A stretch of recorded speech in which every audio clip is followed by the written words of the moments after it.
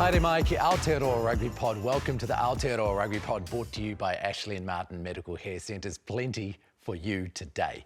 It's Super Rugby finals time, Chiefs versus Crusaders. Styles make fights. We'll get into who has the advantage and where. What are the key matchups? What do the stats say? You know the boys are coming out with some of them. We have an All Blacks squad named on Monday next week as well, so we'll look at whether we'll see some new faces, maybe at prop, lock, Lucy, and whether the selections will be conservative or will they try a few things? The URC has Jake White whinging that the South African teams can't compete with Leinster's global superstars. Does rugby have a wider problem here before the World Club Champs start? We have a sneak peek at our Sonny Bill Williams interview before his fight next month. We'll tell you the epic deal we're going to give you with All Blacks fitness guru Nick Gill's Rugby Ready team.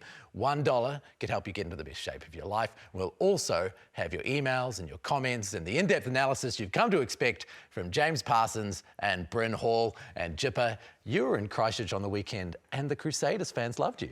I don't know about that, but definitely a little bit more warmer to be asking for a few photos, and even had to ask a few of them, are you talking to me? Because I'm used to coughing a lot more grief down there. But no, it was a good crowd, and it was obviously an exciting atmosphere, and I suppose the Crusaders got the job done. Probably not as clinically as they'd like, but they certainly held tough and got it done. Yeah, 31-0, Bryn Hall, 31-0. You were up in those stands. Did you enjoy what you saw? It was a great fixture. I think, look, with the way that the Blues boys started, their 14-0 run just kind of set the tone that it was going to be a big night, and I guess a really close encounter. And I think you look at the ending of being able to get through the amount of phases, the amount of defensive, the amount of push that the Blues were able to put on the Crusaders. It kind of just led to a great night, I guess.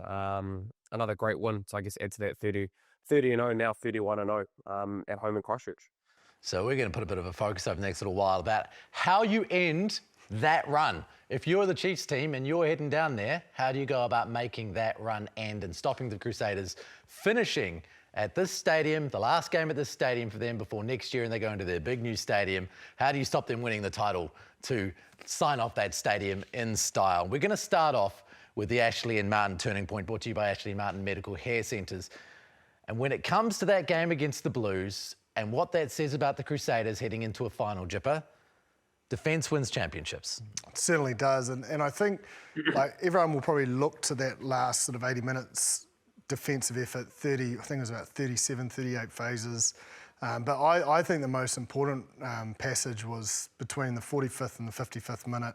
Gave around 3 or 4 penalties away. The Blues went to the corner a number of times. Then they eventually went to a tap move that led to a knock-on, and from there the Crusaders got down to their end and scored. But I felt like that defensive passage, the reason why that was the turning point for me is it just deflated the Blues a little bit.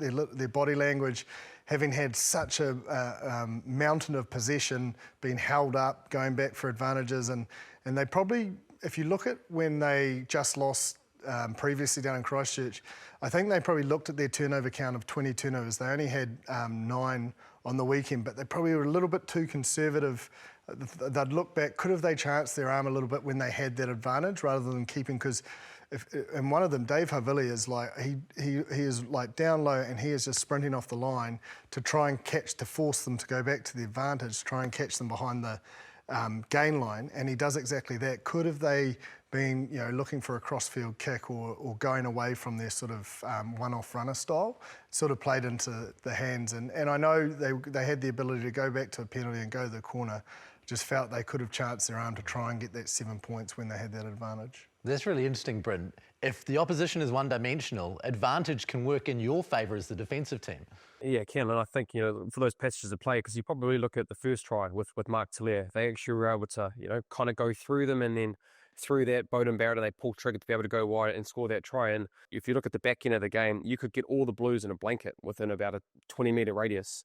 So defensively, you do know that you have to be able to bar up, and it is really hard to I guess stop that pick and go with the penalties and what we've kind of touched on through the whole year. But all it takes is 1 or 2 pass, a hand up, and being able to just pull trigger on an advantage, because there was acres of space, and it just seemed that they were pretty stubborn in terms of wanting to be able to score points in that, I guess, in that short area zone that we probably saw through the whole year. 38 phases. To only give away 1 penalty in that period too, you're almost like, surely there's an advantage somewhere. the discipline and the way that Crusaders defence just showed up against a team that is normally, physically dominant. And, I even got it here. The Blues' dominant carry stat was 11.8. So they're really getting off the line and challenging their ability to get that front foot ball. Because for the Blues, they're normally 30% a given. So there's a big, the dew and conditions play to it a little bit. But I just thought it was a huge effort. And Dave Havili, I mentioned before, but between himself and Ethan Blackadder, the line speed pressure and the I suppose the willingness to take a chance with that line speed pressure, they made sure it stuck. But the Crusaders have shown, and I think this is where the Chiefs won the game last time in that second half, is they like to bring line speed pressure. So sometimes they can be caught tight defensively, or a winger can't protect that 50-22, as we saw Sean Stevenson take advantage of and sort of turn the game on its head. And if you can manipulate that backfield through your kicking, they can't bring that line speed pressure. And if they don't protect that backfield, then you just keep kicking it there. So eventually then you can go through the hands, and it just shows that their mindset is definitely to get up in the face. And we saw it against the Reds, saw it against the Blues. And, I'm sure they've learnt from that second half, the Crusaders, but the Chiefs will be well aware of what they're able to do in that second 40. Yeah, and the big part of that second half, the line-out defensive pressure that the Crusaders were able to put on the Blues. And look, that's not to say that the Blues didn't defend it very well. Like, I think they did for long periods of that time. But if you think about 21 line-outs, Jipper, and how much pressure and how much energy that takes from you to be able to continue to keep defending that set piece more, to be patient, to be able to make the right decisions consistently through there more. The Crusaders went back to that kind of line-out more dominance, even the scrum penalties as well. I think there was three in the second half with the pressure that the Crusaders were able to put them on. So look, I did touch on it last week that the set piece battle is going to be big. The defense things that you've touched on, Jip, they operated at 94%. They made 157 tackles with that long stands of 33 to 38 phases, and even before that, 19 phases in the 77th minute leading up to that long passage. They were able to get there right. There is one area that I think the Chiefs will be licking their lips, and I think the Crusaders have to probably work on, is their kicking game. Now, I know that they have been doing very, very well this year in terms of being able to try and execute their game, their kick pressure with their contestable kicks, but I just think on the weekend they probably got that a little bit wrong. I think the first 7 contestable kicks they had off 9, 6 of them were long, and it wasn't able to give that pressure that you want to build off those kicks. If you want to kick long to a Leroy Carter, a Sean Stevenson, a Damien McKenzie back in those kind of field positions, it's going to give them ample opportunities to make a counter-attack or even put pressure on them through their kicking game as well. So I think that is one area that the Crusaders will have to work on. But one thing that I did enjoy, Ross and Jip, is they were able to adjust on the run. They made a lot more kicks long of Rivers Raihana, had more contestable kicks off him, and David Havili and Will Jordan did kick long. So that was a thing that I did enjoy. They were able to adjust, and they weren't stubborn and been able to stay to the contested games off 9 because they weren't getting that right. But they are definitely going to have to get that right against the Chiefs if they don't kick well, with especially the back three that they do have. When you look at Preston, Hotham and Drummond together, who do you think is probably the best served to do the box kicking if the conditions are cold and damp, as they often are at night in a final in Christchurch? Look, it's a great question, and probably seen a lot of drumming, and look, I think Mitch, he's been able to do that for years, and his consistency around that box kick in big games, in big pressure moments, finals, he's done that consistently. So, like, for me, whether they are going to be brave enough to change someone in this late in the piece after winning a game like that, I'm not too sure, but Mitchell can do that, and Preston is able to kick off both feet, and his execution before Noah did come back, I'd arguably say was probably the best in the competition in terms of the box kick. So look, I think Preston can do that. It's probably one thing Noah does need to work on post this final against the Blues. Now, it is, it's only his second year starting, and now whether they're going to change it, I'm not too sure. But look, if I was to tell you right now, Preston throughout the year at the Crusaders this year, with the amount of footy that he has played, has executed a little bit better than Noah. But you also do have Mitchell Drummond, which you can't underestimate experience and what he's been able to do in the Crusaders jersey. So it'll be very interesting to see their kind of 9 and 21 mix-up for this final, for sure. Where do you see the chances for the Chiefs? Look, I think you have to look at where the Chiefs have been successful is one, their carry clean. Like, if they can get that dominance in their carry clean, then players like McKenzie and co are going to thrive. Their back three is electric. And I think they have to have real confidence in their own kicking game. Because so often you'll go down to Christchurch and you have to kick.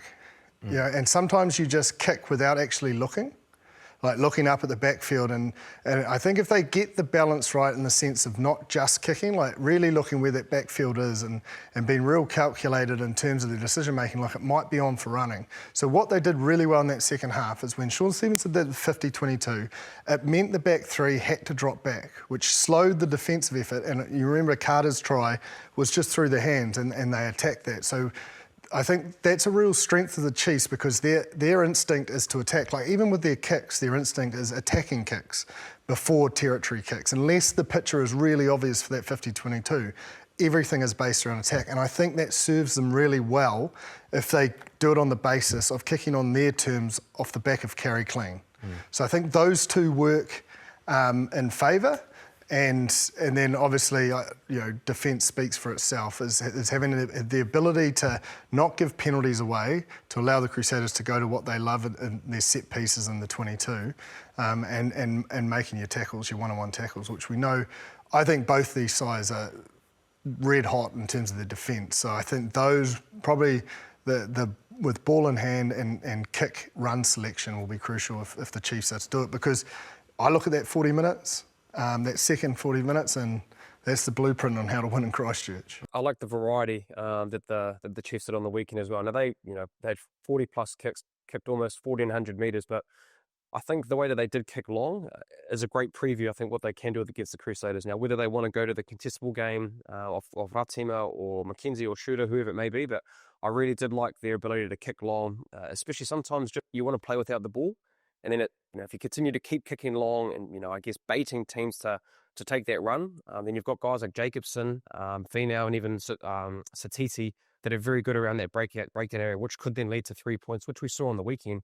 Damien McKenzie, has 5-6 penalties and been able to build that scoreboard pressure just through the defensive efforts of some players. So look, I really did enjoy the way that the Chiefs did kick and the variety they can choose. Like we've seen throughout the year as well, they can do contestables off Ratima, Mackenzie as well. So I think they've got a great way of adjusting on the run and what they feel in terms of being able to build pressure through the contestable game and also kicking along with Damien and Shooter of how far they can kick the ball. The intensity of their chase line, like Carter, Nawara, Quintapaia and Daniel Rona, like holy hecker, like they are up there and they're like, okay, well you're going to have to kick out so we get a net gain, or you can chance your arm. And then we've got the likes of Finau, Satiti and Jacobson to pile in the second wave, like they're like everything's all out attack, but when their long kicks are still attacking, just the way their mindset is around their chase, they just corral you into a corner and say, okay, you have a crack and get out of it, and they get a lot of success off that. But the one thing, because they've got that confidence in defence, actually giving away a net gain isn't drastic to the Crusaders. They'll kick it out and they'll have a line out 30 out and they'll go into their system and they'll back it. Whereas for some teams, they don't have that, and that's when you see them chance their arm and that's when the error comes. Whereas I just don't think they'll give you that opportunity. They'll go, okay, well, we back our D, we'll kick it out. So it's just the Chiefs being real patient and methodical around their kick and run selection so that you're making them think and hesitate a little bit to try and force that error. It was the discipline of the Crusaders' defence that didn't allow the Blues to get an equaling score at 82nd minute to send it into golden point. So I think both sides were very, very good in terms of discipline on the weekend. And they will need that because Bryn says 1 or 2 moments. I think it'll be 1 or 2 penalties that will potentially decide this. So you're after a single-figure penalty count. That's the aim, right, Brenner? What happens on the field when it starts to go up? I'm thinking like basketball, when the foul count gets high and you sub the player out. Like, when your penalty count gets high, what does that conversation look like on the field in the Crusaders?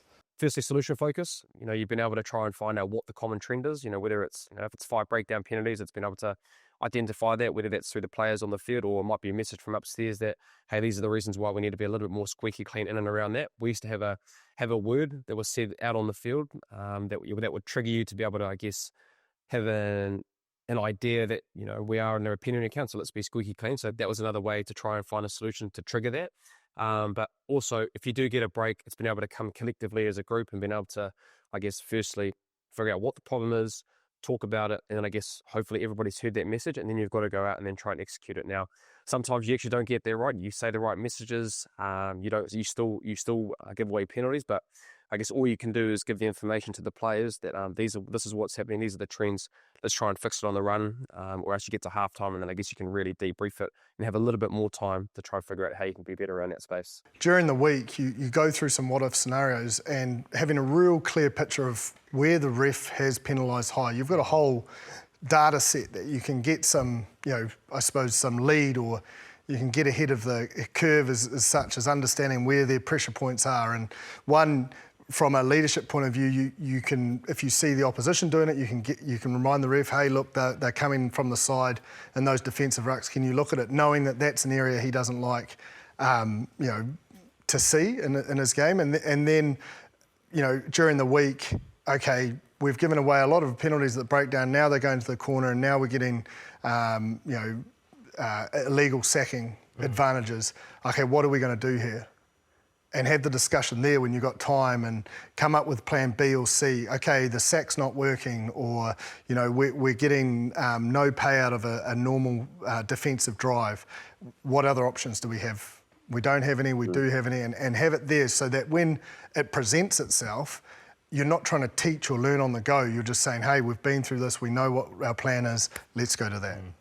When you look at the yellow cards on the weekend, if you think about discipline in that way, where it's constantly not creeping into the wrong place, often isolated incidents. If you look at Hoskins Tutu or Fusitua, it's an isolated incident outside of the general gameplay, and keeping that discipline in that moment where you're not upright and you're not putting yourself in a position to get an accidental head clash, those kind of things. Is there a way of making sure everyone is dialed in at all times, because that can be the turning point of the game, away from those other elements and trigger calls and things? Your tackle technique, all the messaging, everything that's said out throughout the year, you're training those on an everyday basis, and exactly if you do get yourself into that position, you're going to be getting a yellow card. So I think the work then in the preview from your defensive coach throughout the year gives you then the best opportunity to be able to then go out on the field at the back end of the year, that you've done so much repetition, you've done so many training in and around that. Most of the time you are going to make good decisions, but sometimes, unfortunately, you look at Hoskins, example, he had his intent to be able to try and really make a positive tackle with the force that he was going, but unfortunately, a decision-making error, which then, I guess, cost your team a yellow card. So I think you as the individual, you've got to know that you just have to get your tackle technique right. There's no real excuse. You have enough preparation around it, and you know what is going to happen if you don't get it right. So I think learning as well, like the Chiefs can look and go, okay, if Fihaki's feeling some pressure, he's going to bounce off his right foot. Yeah. Okay, Luke, if you're going to or if we're going to have a flyer this week, just know there's two guys in behind you that can clean up the tackle. Yeah. Because it was just Hoskins going for a charge down, and it's pretty hard to slow your foot speed and then get into that tackle position. But, obviously didn't feel like there was people in and around him, and went to adjust, but, because it happened so quick. Same thing for Enel's one. He's a flyer off the kickoff. Just trust that if he beats you, you've got two mates either side that can clean it up. Because that's where it seems to happen, is when a player's beaten and it's a thrown arm out, or it's, you haven't dipped because they've changed direction and it's head on head. So I think it's just preparing the mindset that one missed tackle is a lot better than 10 minutes in the bin and a penalty. A penalty, like exit relieving penalty. Yeah. I know it's easy to say here in hindsight and everything. I'm just saying that if they have the communication and know that, okay, when we see a flyer, they're going for a charge down, they're not going to tackle the guy. So we actually your job is to get him behind and protect him. I suppose the thing about hindsight is we've seen this been happening 3 years, week in, week out for 3 years. So hindsight is that we know this is going to happen. And it normally comes from charge downs. Yeah.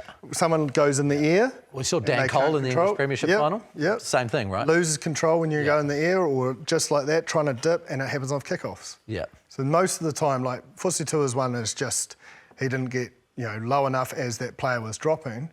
But I think the majority of it is when you're going to do something and then the attacker changes and catches you off guard. And you try to recover, which is natural. But it normally leads to 10 in the bin. In the case of Dan Cole, I feel like a 30-something-year-old veteran prop who's managed to get up to charge that down should probably be rewarded. Give him possession for getting up into that area of the field, because how did he get there? Yeah. It's insane. Probably was put on side. He might have got a bit of a head start, but Yeah. no, look, I agree, but if you it's like anything. Like, you know now as a player, if you're going to put yourself in that position, you know what's coming. Yep. So it's actually going a step further, going, okay, why are we as individuals doing that? Okay, well, what do we put around it so we can still put kick pressure on, so we can still put a flyer off the kickoff? Yeah. And that's where I think that growth can give them confidence that, okay, one missed tackle.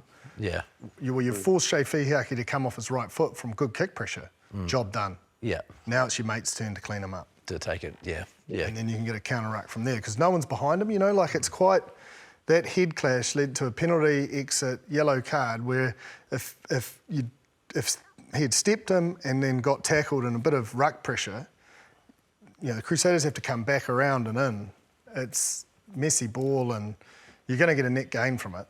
Hindsight's a great thing, and it's hard to do that under pressure, under fatigue, and being able to do it at that speed. But we know as players that if you get it wrong, you're going to get a yellow card, which could cost you a final or something like that. Hoskins' example, we were right there in line with it, right there. Yeah. And I just thought Shea Fihiaki knocked it on. Right. It happened so quick. Yeah. And obviously we were there going, whoa, big moment, thinking a scrum. But it was only because of the way he reacted. We're like, oh man, he must have been caught. His head must have been caught. Until we saw the replay, we couldn't, that's how quick it happened. Because it didn't look like Hoskins was anywhere near him. Yeah. Because he was going for that charge down, and it was... Boom. Yeah, boom, so quick. Yeah. That takes us to an interesting point we got in an email from Gordon McLeod. So Gordon says, of all the tries scored in the playoffs, can you give a total of tries scored that the man in the stand can actually see being scored? If rugby administrators want to grow fans attending matches, then maybe you've got to ban the rolling maul and these kind of, close range things that we saw the Blues going for. So the answer to your question is, out of the quarterfinals and the semi-finals, there were 28 tries. 15 of them you would probably consider visible. 13 of them were not, although 2 of them were long-range line-out drives where you know exactly what's about to happen. You just don't know necessarily who's got the ball in hand, although it's probably the hooker. So I put those within the 13 because you can't necessarily see who's going to score it. So interesting that is the ratio. And when you look at it, you think, wow, rugby is a good TV product, because you can see it. You can see it. It's difficult in the stand to see those close range tries. Yeah, but I think I think rugby's made a massive effort in terms of trying to improve the ability to see on the big screen, or in some grounds have the referee's mic come across to explain what's happening, to understand, or you've got your little ears in. Because, even if you look at, I suppose, the most lucrative sports similar in the NFL, you actually can't keep up with how many flags are, and but they always provide time to explain it, and then you're like, oh, okay, so that's why I know it's not a touchdown. And we've got a fixation of ball and play, keep it going, so we just can't have it both ways. So we're either got to be more comfortable that there's going to be time to explain and get it through the speaker system, or, ban things. But I don't think that'll get the comments going, because I certainly know the South Africans won't want rolling mauls banned. But yeah, I get it, because even where we were on the weekend, we were quite far away from one of the big screens, and the other big screen we couldn't see from the little cubbyhole thing we were in. And you are sort of just waiting, going, oh, is it a try, is it not a try, who scored, who hasn't? Yeah. So I get it, but it's also, you eventually learn who it is. Yeah, totally. I'd like to do a big shout out to the fans, the South African fans in the comment section. I noticed coming up to international rugby and you're starting to creep back in there. A big shout out to Andre de Vet, who said, out of context completely almost from all conversations, South Africa would have had 6 World Cup titles if they'd played in 1987 and 1991. We appreciate you, Andre. Like, that's... Love the passion. Love the passion. Yeah. Our way to get in there. And in response to such comments, Gilgamesh101 on YouTube said, any chance you guys can take the SA clubs back into Super Rugby and spare us the one-eyed South African bots who now pollute every Northern Hemisphere podcast with their BS? Please rid us of their tripe mentality, which is really about the love of our wonderful game and more about staring into their own navel. So we look forward to getting into the comment section as the international season gets going. As the passionate South African fans who we truly love and appreciate for watching the show, Get in and have a crack. Let's talk bomb squads and highballs and, the Kiwi obsession with changing the game. Eden Park history. Let's get into it. Yeah, let's go. So thank you for watching the show and getting into the comment section. It's always a good laugh and very interesting to see what's coming out in there. Just moving on, speaking about detail, let's have a look at some of these combinations and what we're going to see in the final this weekend. I think for me, probably the most interesting, and it'll depend obviously on the selections and Havili's fitness and what happens at halfback for the Crusaders. But Ratama, McKenzie and Tupaia together as a combination in the inside backs versus Hotham, Rayana and Havili. The way that they work is quite different. Yeah, and I think you've got to add fullback in there. Yes. So in that for me, and the reason why I say that is more so probably for the Crusaders, but just that sort of 10-15 relationship. So sweating on Sean Stevenson, is he going to play? Actually, let's start with the Crusaders. We got to interview Will as he was warming up, and one of the questions I asked was, how do you help out that young halves pairing, him and Davey, and it's all about communication in. So those two will fire because they've got great comms from Will and Davey, feeding in. Even Enor and Severee's player, but I think in terms of that fullback role and how important Dave Havili is both attack and defence to the Crusaders, I think those two and their ability to communicate early and identify what opportunities there are and what threats there are allows those young 9 and 10s to just play. Look up. If you haven't heard anything, you're having a run. Do you know what I mean? You've heard something, you're giving early or you're taking it to the line because the comms are that specific. So, and at that, because the comms are specific, Rayhana gives it to Noah. If Noah hasn't heard anything, he knows his running game's on. The one thing I took as well, Brendan, I know you'll probably be all over this having played with him, but I do want to just identify, man, the bit between the teeth when they were 14-0 down by Will Jordan was so impressive. Like watching, you don't get to appreciate how much a fullback talks, how much ground they cover. Even when he's receiving kicks and looking for a quick throw, and he caught a couple of high balls, and you could just see in his eyes, like he's just come back with a bit of venom. He was in there for a pick and go, scored a try. He really did take the game by the scruff of the neck to get it back to 14-all, and everything when they got those points, everything came from him, and he's just such a competitor. Like, I know we always do focus on Davey, and rightly so. Like, he is a massive key cog and one of the key parts to them turning around last season. But, man, Will Jordan is just growing in that leadership, like, follow me. This is how, I'm going to show you how to get it done. And not always that easy to do it as physically as he did it, but he did it, charging from the back, Brent. I mean, you can speak to it more having played with him, but holy dooly, he's got a lot of fight in him. Yeah, he is. And I think, he even said it in his after-match interview. He wanted to be able to, I guess, instill a bit of belief, not belief, but I guess confidence that when you see a fullback going up for the ball and the amount of time aerially he was able to get those ball back and even the chasing of that, it just sends a really clear message to your group, right, that you're there. And I think the try that he did score in the second, I think it was second, the 14 or just before halftime, you could see the emotion of what it means to him. You could see him pumping up the crowd. He knew there was a big moment in terms of where the game was at. And then I think also his effort plays is the biggest thing that I really like watching. Well, you probably would have seen it on the sideline, all the effort areas, the working off the ball, the chasing the kicks, being able to, whether it's a long kick and then chasing that kick to be able to get the field position with a bad kick or whatever it may be. He was in his zone, and I think, the Crusaders are going to need him. I touched on it last week. I think, Davey's a big part of that group, but I think through the duration of this year, I think with where this Crusaders group is now, Will has got to be there, and the things that he's been doing, especially on the weekend, he's going to need to do that again, because I think he actually is probably the most important cog, bar probably your Scott Barrett in terms of that engine room. But for the team to fire, they've got to have an all-firing Will Jordan, which we probably saw in a lot of areas. He was able to do that and get them over the line on the weekend.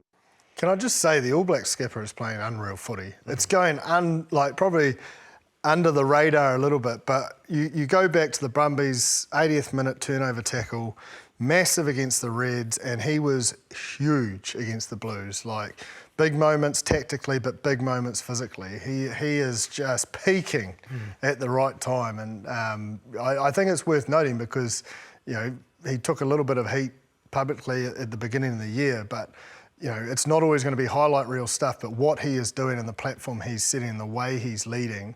I know he doesn't have the captain's armband, but he's certainly doing it in that forward pack in particular as the key cog or the key man. That is, again, like Will Jordan, follow me, I'll show the way.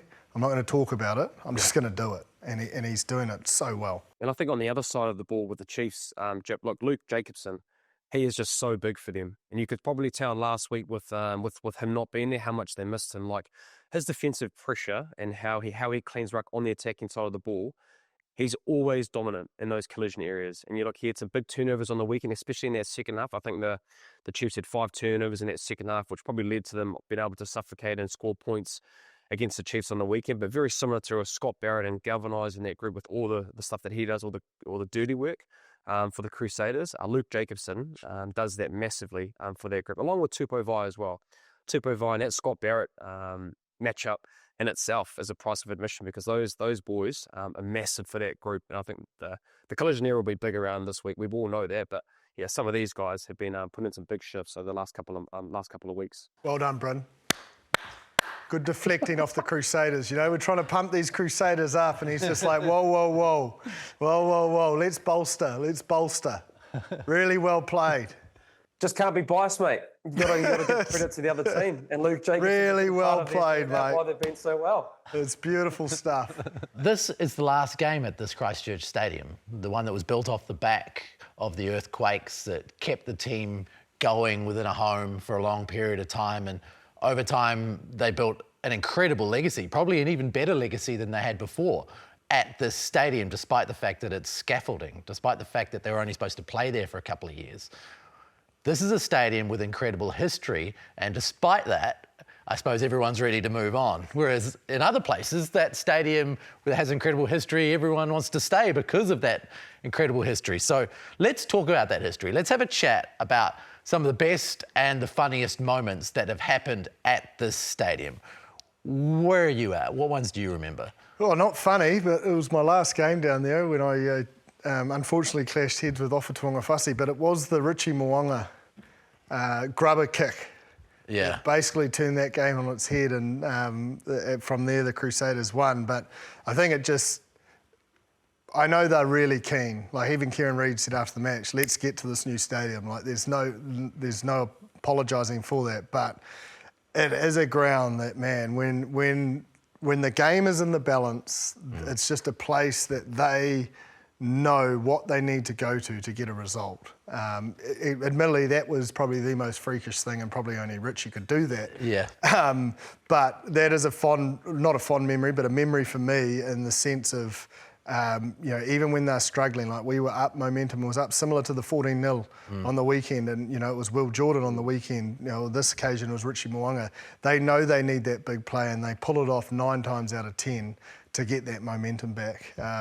I still think the funniest for me is Wyatt Crockett was, I think, chasing a kick through, and Sumo Stevenson was commentating, and he goes, "Oh no, Crocky's got the speed wobbles," and he literally fell over before he got to the ball. And I don't know why I remember that, but I think that is one of the funniest bits of commentary in a game where literally he was trying to run in typical Crusaders fashion, his pants off, like giving it absolutely everything to the point that he fell over on his face. I'm sure, Bryn, you've got a lot more than myself. I can't say I've got many fond memories down there from my playing days. No, look, I think, mate, for me personally, that one you actually referenced was actually my debut. I think it was against the Brumbies. And look, I think for me personally, to be able to just debut down there, and considering like what it's all about. Look, you're running out the music before, you get the feel with the horses and everything, and I guess just being able to debut for myself personally, it was a big moment. But look, I think one of the biggest moments in New Zealand history, and I think he won a Halberg for it, was Mitchell Hunt's drop goal against the Highlanders in 2017. Like, I remember actually being in that, funny enough, Why Crockett. Give a shout out to him, Jim, because I remember we went through that period of play, and I think we went through 17 or 18 phase. We weren't really going anywhere. And I think Big Crocky said it was on the ground. And I won't say exactly what he did say. There's a few swear words around it, but he said do something with it, because the forwards were actually pretty much out on their feet. And I remember Jordan Taufua, hopefully Ross, you can find some vision of it. Jordan Taufua actually was in the Highlanders defensive line because of how tired he was. He had nothing left. And so give the pass back to him, and Mitchell goes for the drop goal. And I'll be honest, I said when he did it, I was like, there's just no way this is going over. Like, it was cold, probably like 50-meter drop kick, but obviously you see it play out in slow mo, and I'm just looking at it. I'm like, this has a chance. And then once he gets it over there, the rest is history. The man wins a Halberg, and he's got it at his house, actually. So that would probably be one of my best memories. And I think lastly, probably the 2018 final. That was the first final that was at home. We played against the Lions that year, who had Malcolm Marks, and the South African brand of footy they brought down here, and we kind of gave it to them in terms of that line at Moore that was very successful through that tenure that year. So that'd be a couple of memories for me, but I'd have to say Mitchell Hunt. You can't go past that in the history books in terms of what he's done, what's been done at that stadium. Speaking of drop goals, actually Carter, the old Canterbury legend or Crusaders legend, did the droppy against Ireland when it was very, very close to them getting their first result on New Zealand soil, but the GOAT stepped up on a very, very cold night and put it over. Sorry, and lastly, a funny one, just me dropping the ball, Ross. I think that actually got brought up in the show for the first probably 14 to 12 months in post messages from me. So no doubt we'll use that for one more, eh? Use that one more for this week, and dropping the ball from my old mate Josh Mackay and the Highlanders in the final. My long-lasting memory of that ground is how cold it was the night that the Lions played the Crusaders in 2017.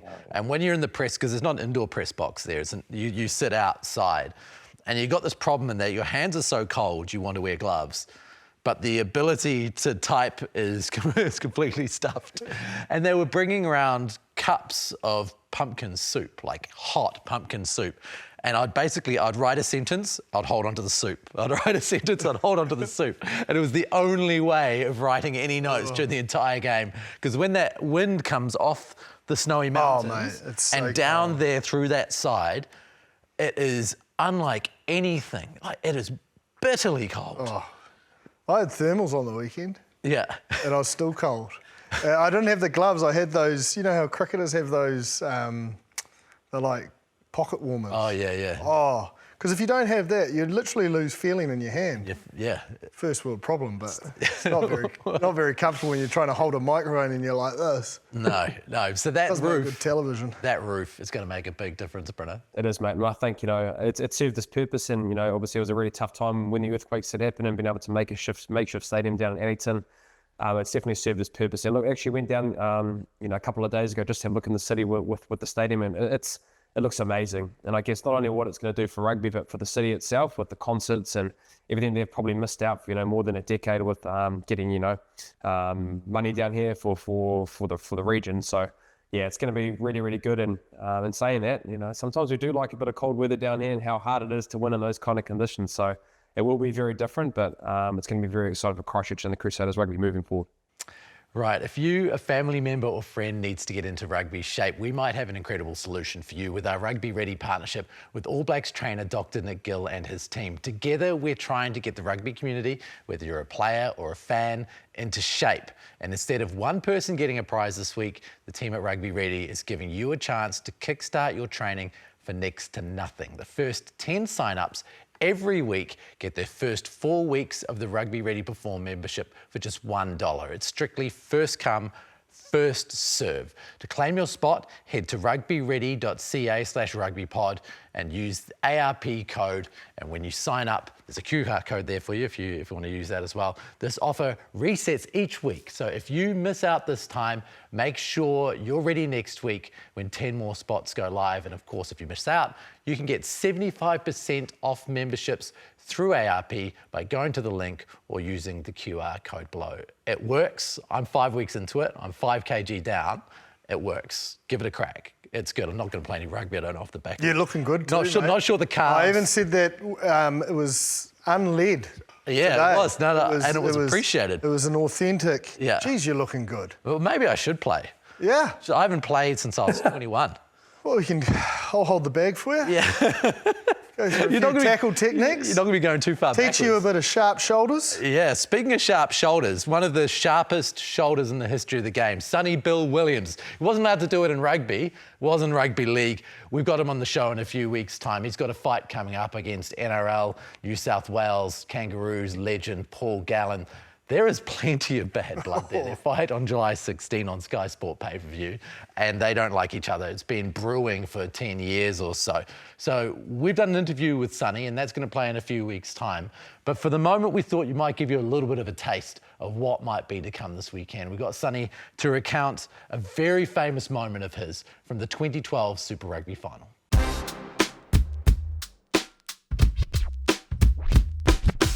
I just want to take you back because we're going into the playoffs now, and obviously there's a couple of teams in there that you've represented and are dear to your heart. And I was watching a moment last week from the Chiefs playing a home final, and you score the try, and you run up and you jump into the crowd. Who does it? And I just wanted you to reflect on that. Like when you look back at a moment like that in your career, do you look back and think about that? And what are your memories of that moment? Because it's an iconic moment. The cool things are the memories, you know, the sheds.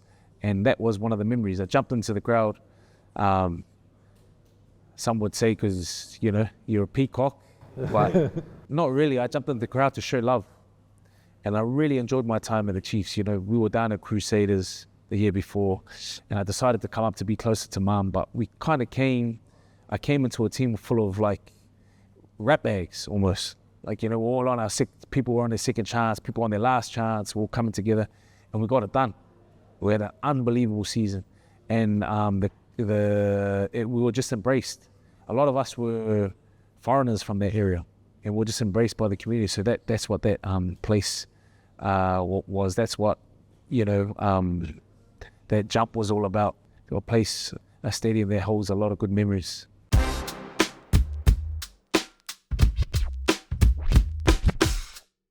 It was a good interview with Sonny. He's quite considered, when he thinks about those things. And he's straight up, Yeah. you know, like throughout the whole interview. And it's funny, like even when you try to highlight him, he does bring it back to the team and everyone else around him. So, I think he understands what it takes, even for the boxing ring. Although he's got to go in there as an individual, it does take a village as such to get you ready for that. And he's fully committed. I can't wait. It is going to be a doozy. I've been asking for a long time to see this fight, even when he was playing at the Blues. So the bad blood has gone back a long, long way. Yeah. So make sure that you stay tuned for that fight in a few weeks' time. July 16 on Sky Sport pay-per-view. You go and get it on Sky Arena. It's going to be an absolute doozy. We've also got an All Black squad being named next week. It's going to be live on Sky Sport. There'll be a breakdown special on that. And there's a few spots, I suppose, which really we should focus on a little bit. We've talked a lot about locks and loosies and all of those kind of things. But with Ofa Tu'ungafasi, and I won't come to you first on the front row, Brynner. I'll go to Jip first on the front row. With Ofa Tu'ungafasi out, he's been there such a long time. Who is the appropriate person to fill his spot within the All Blacks? Yeah, well, I think you've probably got to look at a loose head because even though Offa can play both sides, he probably filled that role of a loose head in the All Blacks. And there's a couple. I suppose what they want to balance up is, do you want experience or do you want to give someone an opportunity to build and grow? There's no doubt Xavier Numere before his injury last year was right in the reckoning. So he's someone to consider. I think Ollie Norris, has done a really, really good job. He's been a talent that has been identified for a while, but as we know with type 5 members, it takes a little bit of time to get into your work and understand what works, what doesn't. So I think he's had another great season. I think Josh Fusitua, obviously the Blues Player of the Year, a very, very mature man for his age, and he's put a lot of work into the 24/7. You talk about what, someone like Sonny Bill, Josh is very much of that mould, as he uses every minute to meticulously to best prepare him to be able to execute, and that's been rewarded with Blues Player of the Year and regular game time and delivering. I honestly think Jordie Barrett's put himself back in the frame. That performance on the weekend was massive. Like, he went a good 72 minutes.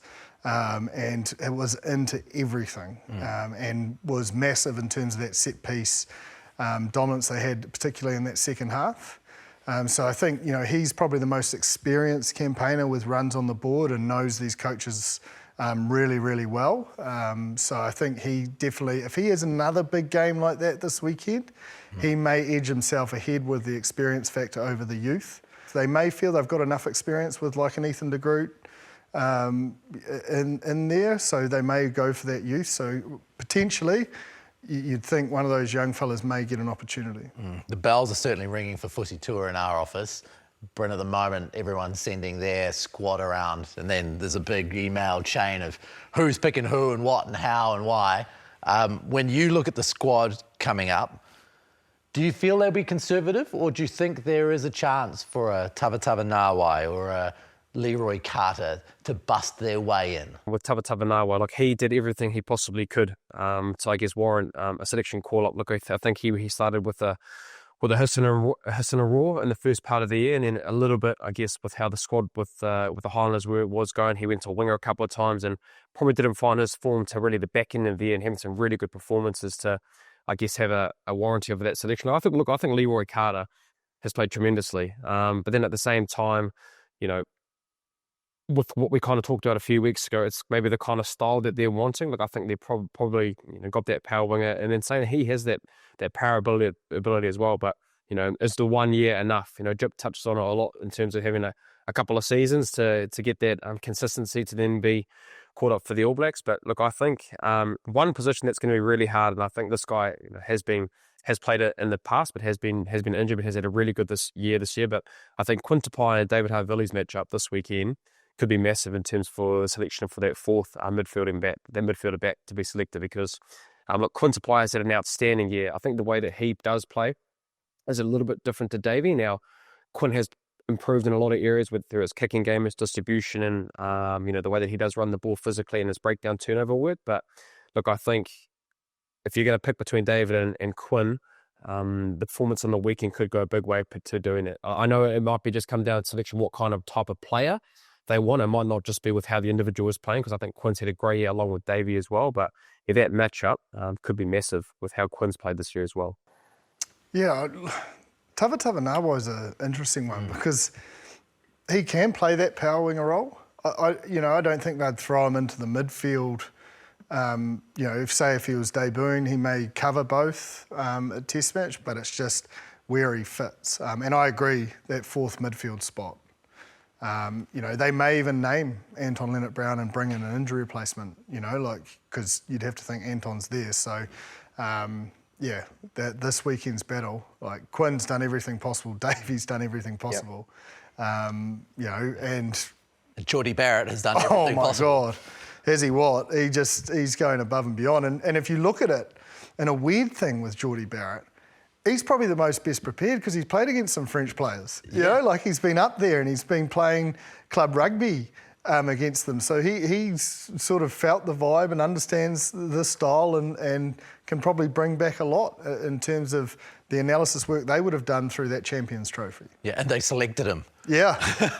which is most important, and they reap the rewards of selecting the best 12. And probably the best try of the season. That was some try. Yeah. The skill set of that man is just freakish. Yeah, if you're in New Zealand and you didn't catch it, Leinster beating the Bulls in the URC, Jordie Barrett again putting on a masterclass up there. Just even the so last good. try, his downline, because he's such a threat, it just tightens the Bulls' defence. And out the back to, I think it was Gunn, the replacement halfback, who went all the way. He still had a lot to do. It was an impressive try. But the space he created, I know I'm getting off topic now. No, you're not. To another Go. Well, I just have to say, you look at it, at 32-7, 7 line breaks by Leinster to 0 of the Bulls, and I think that probably gives you an indication of, I suppose, that attacking prowess of that Leinster side is just world class, and Jordie's a massive part of that. And that was without Jamison Gibson Park. Oh, they are an international team.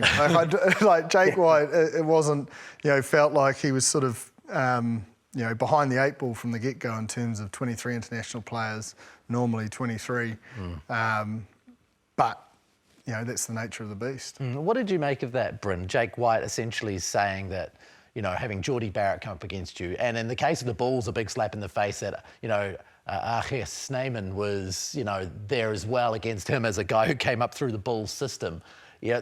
When you look at what's going to happen in a few years' time when this Club World Cup comes up, are the Southern Hemisphere teams, are New Zealand, are South African teams going to have problems because global superstars are being collected into super squads in comparison to what's coming from down here? And when you get to a final, are the chances going to be eradicated by pure depth of wallet? Yes and no. Like if you do look on the weekend, there was a lot of experience, and I guess international caps, and they probably played a little bit more expensively than the Bulls, and they're probably the line breaks and been able to have the score at 32-7. But let's not forget, it's taken Leinster maybe 4 years to get some trophies.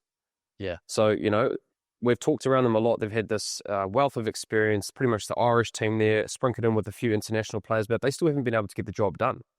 So that's been able to come when you're on the field in a final. Anything can happen. You look at the Northampton Saints, they played an expansive brand of footy, but they had 4 or 5 moments that they scored tries. We saw Pollock's try. We saw the backs been able to score pretty much when they needed to, and then it's a different game. So I think the challenge, and it will always be for South Africa, and probably a thing that we don't have down here in New Zealand, is that all of their players are playing elsewhere in the world.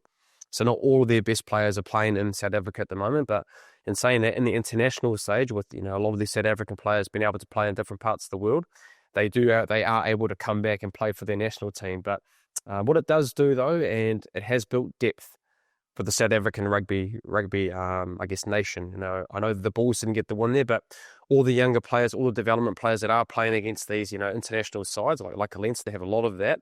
They're playing that every single week. So when they do go to that South African team, I don't think the jump is as big at what it used to be. So they're playing a different brand of footy. They're playing some high quality players. And when they do go to South Africa and they play for the national team, they've got that experience where something that we probably don't have down in this part of the world. Now, that's not to say that Super Rugby Pacific wasn't great this year, because I think this has probably been the best version of this competition. But the young guys in that South African system are playing in some very good competitions and playing some pretty competitive rugby against the Northern Hemisphere teams and players. But you could feel Jake White's pain. Like you could feel the pain watching one of their own players beat them, coming off the bench to beat them. And say, let's be fair to Leinster, they've developed the majority of that squad. I mean, they have brought in a few New Zealanders and South Africans and naturalised them, but they've developed most of that squad, and maybe they're not in the same the bulk of them are Irish international. Yeah, they're not. It's probably being a bit facetious to say that the depth of their wallet was the thing that won it, but certainly their recruitment, whether it's from a deep wallet or not, is very, very strong. Very strong. Right, Super Rugby final this weekend. Is it going to end at 31? Are the Chiefs going to go down there and knock off your Crusaders? What chance do you give them? Oh, I give them a massive shot. Like, I think they are the only team, in the last, decade that has had the most success against the Crusaders. And so, Clayton actually brought out and said they don't fear coming down to Christchurch. They've won down in Christchurch. They've beaten the Crusaders consistently in his tenure, and even before that, with obviously Sonny, who was on the show earlier, the time that they've had wins in semi-finals. So, no, look, I absolutely give them a massive chance. I think they're the only, for me personally, I think they're the only team that I think has a genuine chance. And that's not to say that the Blues didn't have a big chance, but if I'm going before and had to make my picks, I'll be very nervous of the Chiefs, especially the success they had with them even this year. You know what I mean? So they should have confidence, and we've touched on a lot around what it's going to look like, but definitely give the Chiefs a big shout. But I will be going to Crusaders though, Ross. So 1 to 12. There's a surprise in you to continue the run. Yeah, where are you going? It's a hard one, so I'm going to go to the facts. If you look at the clinical nature of the semi-final, I have to think the Chiefs will win 1 to 12. Yes, that wasn't what I thought was going to come out of your mouth. I like it. Well, I'm just like, because the Crusaders had 19 turnovers, a number of failed exits. Their dominant carry stat was at 16%. You know, the Chiefs are up by 30% dominant carry. I just think that collision area is going to be what dictates whether you give a penalty away, whether you kick on your terms. And as we always say, the fine margins of finals footy. Not saying that the Crusaders can't win it. I think it is a toss of the coin, but I'll stick with my little stats here, as I always do. There we go. Oh, it's going to be a doozy, though. It's going to be an absolute doozy. I'd be quite happy if the Chiefs won. Well, of course you would. You're a Chiefs fan. It's been a couple of years. Thank you very much. Make sure you tune in for that final. Thanks for joining the Aotearoa Rugby Pod, brought to you by Ashley and Martin Medical Hair Centres. Thank you to them for supporting the show. Thanks to everyone who helps us get the show to where. Please send us an email. Jump into the comments section. The email is aotearoarugbypod@sky.co.nz, and we will see you next week. Not just with a Super Rugby champion, but with an All Blacks team named and a couple of guests out of that team as well. So be a good episode next week. We'll catch you then. Mā te wā.